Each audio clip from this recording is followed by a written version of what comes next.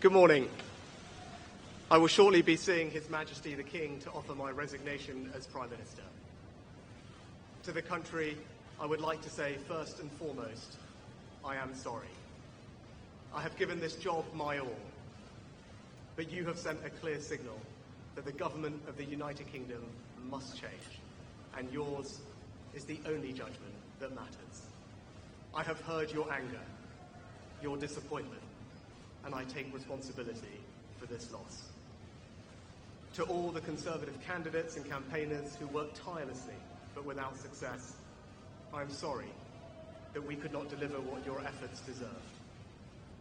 It pains me to think how many good colleagues who contributed so much to their communities and our country will now no longer sit in the House of Commons.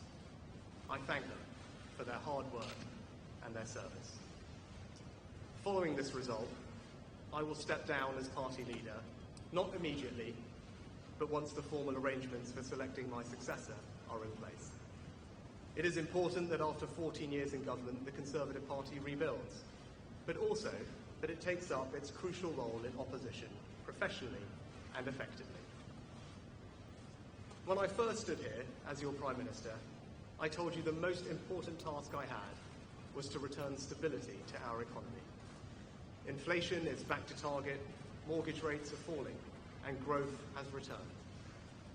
We have enhanced our standing in the world, rebuilding relations with allies, leading global efforts to support Ukraine, and becoming the home of a new generation of transformative technologies.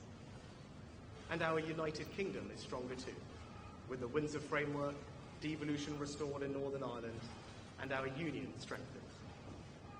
I'm proud of those achievements. I believe this country is safer, stronger, and more secure than it was 20 months ago. And it is more prosperous, fairer, and resilient than it was in 2010. Whilst he has been my political opponent, Sir Keir Starmer will shortly become our Prime Minister. In this job, his successes will be all our successes, and I wish him and his family well. Whatever our disagreements in this campaign, he is a decent, public-spirited man who I respect.